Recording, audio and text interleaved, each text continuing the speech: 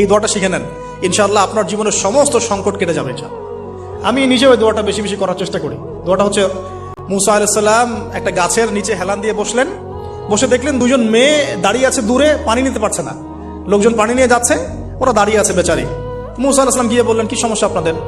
তারা বললেন যে আমাদের বাবা অনেক বৃদ্ধ মানুষ, আমরা পানি নিতে পারি না যতক্ষণ না আমাদের কম পানি নিয়ে চলে যায়। মুসা আলাইহিস সালাম একটু বললাম না, ফিজিক্যালি খুব স্ট্রং ছিলেন, থাকে না বডি বিল্ডার, সামনে গিয়ে কথা বলে সরো পানি দিতে দাও, তখন মানুষ একটু মূল্যায়ন করে না।